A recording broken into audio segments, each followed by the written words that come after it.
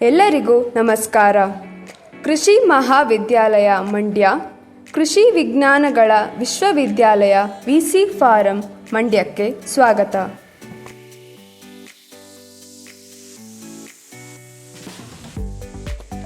ಈ ವಿಡಿಯೋದಲ್ಲಿ ಕ್ಷೇತ್ರ ಬೆಳೆಗಳಿಗೆ ಮಣ್ಣು ಮಾದರಿ ಸಂಗ್ರಹಿಸುವ ವಿಧಾನವನ್ನು ವಿವರಿಸಲಾಗಿದೆ. ಹಸಿರು ಕ್ರಾಂತಿಯ ನಂತರದ ದಿನಗಳಲ್ಲಿ ಸಾವಯವ ಗೊಬ್ಬರಗಳ ಬಳಕೆ ಕಡಿಮೆಯಾಗಿ ಅಸಮರ್ಪಕ ರಾಸಾಯನಿಕ ಗೊಬ್ಬರಗಳ ಬಳಕೆಯಿಂದ ಮಣ್ಣಿನಲ್ಲಿ ಪೋಷಕಾಂಶಗಳ ಅಸಮತೋಲನ ಉಂಟಾಗಿದೆ. ಮಣ್ಣಿನ ಆರೋಗ್ಯ ಹಾಗೂ ಫಲವತ್ತತೆಯನ್ನು ಕಾಪಾಡುವ ನಿಟ್ಟಿನಲ್ಲಿ ಮಣ್ಣು ಪರೀಕ್ಷೆ ಅತ್ಯವಶ್ಯಕವಾಗಿದ್ದು, ರೈತರು ತಮ್ಮ ಮಣ್ಣಿನ ಫಲವತ್ತತೆ ಹಾಗೂ ಇತರೆ ಗುಣಲಕ್ಷಣಗಳ ಆಧಾರದ ಮೇಲೆ ಸಮತೋಲನ ಗೊಬ್ಬರವನ್ನು ಬಳಕೆ ಮಾಡುವುದರಿಂದ ಉತ್ತಮ ಇಳುವರಿ ಪಡೆಯುವುದರ ಜೊತೆಗೆ ಮಣ್ಣಿನ ಆರೋಗ್ಯವನ್ನು ಕಾಪಾಡಿಕೊಳ್ಳಲು ಮಣ್ಣು ಪರೀಕ್ಷೆ ಸಹಕಾರಿಯಾಗಿದೆ. ಮಣ್ಣು ಪರೀಕ್ಷೆಯಲ್ಲಿ ಪ್ರಾತಿನಿಧಿಕ ಮಣ್ಣಿನ ಮಾದರಿ ಸಂಗ್ರಹಿಸುವುದು ಅತ್ಯಂತ ಪ್ರಮುಖ ಪಾತ್ರ ವಹಿಸುತ್ತದೆ. ಏಕೆಂದರೆ ಮಣ್ಣಿನ ಸಂಪೂರ್ಣ ವಿಶ್ಲೇಷಣೆ ಸಂಗ್ರಹಿಸಿದ ಮಾದರಿಯ ಮೇಲೆ ಅವಲಂಬಿಸಿರುತ್ತದೆ.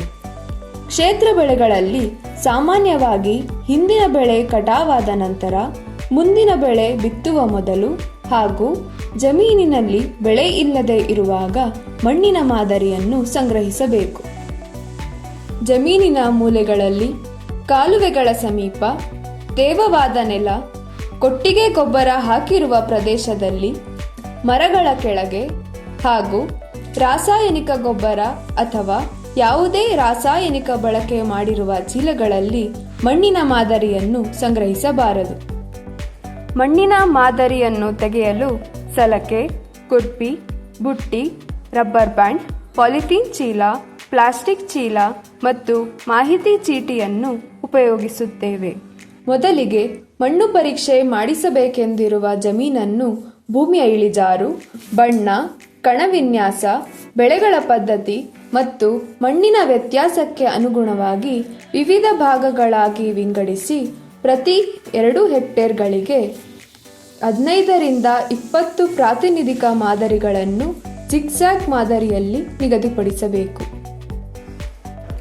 ಆಯ್ಕೆ ಮಾಡಿದ ಉಪಮಾದರಿ ತಾಣಗಳ ಮೇಲ್ಮೈಯಲ್ಲಿರುವ ಕಸ, ಕಲ್ಲು, ಬೇರುಗಳನ್ನು ತೆಗೆದುಹಾಕಿ ಸಲಕೆಯಿಂದ ಸುಮಾರು 15 ಸೆಂಟಿಮೀಟರ್ ಆಳದವರೆಗೆ ವಿ ಆಕಾರದಲ್ಲಿ ಸಣ್ಣ ಗುಂಡಿಯನ್ನು ತೆಗೆಯಬೇಕು. ವಿ ಆಕಾರದ ಗುಂಡಿಯನ್ನು ತೆಗೆದ ನಂತರ ಒಂದು ಬದಿಯ 1 ಇಂಚು ದಪ್ಪದ ಮಣ್ಣಿನ ಹೋಳನ್ನು ತೆಗೆದು ಸಂಗ್ರಹಿಸಬೇಕು. ಇದೇ ರೀತಿ 4ರಿಂದ 5 ಸ್ಥಳಗಳಿಂದ ಮಣ್ಣನ್ನು ಸಂಗ್ರಹಿಸಿದ ಮಣ್ಣನ್ನು ಪ್ಲಾಸ್ಟಿಕ್ ಚೀಲದ ಮೇಲೆ ಹರಡಿ ಚೆನ್ನಾಗಿ ಮಿಶ್ರಣ ಮಾಡಿ ಕಲ್ಲು, ಬೇರುಗಳು ಮತ್ತು ಇತ್ಯಾದಿಗಳನ್ನು ಬೇರ್ಪಡಿಸಬೇಕು. ನಂತರ ಮಣ್ಣನ್ನು ವೃತ್ತಾಕಾರವಾಗಿ ಹರಡಿ ಚತುರ್ಮುಖ ವಿಂಗಡಣೆ ಅಂದರೆ 4 ಸಮ ವಿಭಾಗಗಳಾಗಿ ಮಾಡಿ ಮೊದಲನೆಯ ಸಲ 1 ಮತ್ತು 3ನೇ ಭಾಗದ ಮಣ್ಣನ್ನು ತೆಗೆದುಹಾಕಿ ಉಳಿದ ಮಣ್ಣನ್ನು ಪುನಃ ಮಿಶ್ರಣ ಮಾಡಿ 4 ವಿಭಾಗಗಳಾಗಿ ಮಾಡಿ ಈ ಬಾರಿ 2 ಮತ್ತು 4ನೇ ಭಾಗದ ಮಣ್ಣನ್ನು ತೆಗೆದುಹಾಕಬೇಕು. ಈ ವಿಧಾನವನ್ನು ಸುಮಾರು ಅರ್ಧ kg ಮಣ್ಣು ಸಿಗುವವರೆಗೂ ಪುನರಾವರ್ತಿಸಬೇಕು. ನಂತರ ಈ ಮಣ್ಣನ್ನು ಒಂದು ಪಾಲಿಥೀನ್ ಚೀಲದಲ್ಲಿ ತುಂಬಿ ರೈತನ ಹೆಸರು, ಸರ್ವೆ ನಂಬರ್, ವಿಳಾಸ, ಹಿಂದಿನ ಬೆಳೆ, ಮುಂದಿನ ಬೆಳೆಗಳ ಎಲ್ಲ ವಿವರಗಳನ್ನು ಚೀಟಿಯಲ್ಲಿ ಬರೆದು ಚೀಲದಲ್ಲಿ ಹಾಕಿ ಕಟ್ಟಬೇಕು. ಈ ರೀತಿ ಸಂಗ್ರಹಿಸಿದ ಮಣ್ಣಿನ ಮಾದರಿಯನ್ನು ತಮ್ಮ ಹತ್ತಿರದ ಮಣ್ಣು ಪರೀಕ್ಷೆ ಪ್ರಯೋಗಾಲಯಕ್ಕೆ ಪರೀಕ್ಷೆಗೆ ನೀಡುವುದು. ಮಂಡ್ಯದಲ್ಲಿ ಕೃಷಿ ವಿಜ್ಞಾನ ಕೇಂದ್ರ, ಕೃಷಿ ವಿಜ್ಞಾನಗಳ ಮಹಾವಿದ್ಯಾಲಯದ ಮಣ್ಣು ವಿಜ್ಞಾನ ವಿಭಾಗ ವಿಸಿ ಫಾರಂ ಮತ್ತು ಜಿಲ್ಲಾ ಕೃಷಿ ಮಣ್ಣು ಪರೀಕ್ಷಾಲಯಗಳಲ್ಲಿ ಮಣ್ಣು ಪರೀಕ್ಷೆ ಮಾಡಲಾಗುವುದು. ಮಣ್ಣು ಪರೀಕ್ಷೆ ಆಧಾರದ ಮೇಲೆ ಪ್ರಧಾನ ಪೋಷಕಾಂಶಗಳನ್ನು ನಿರ್ಧರಿಸಬಹುದು.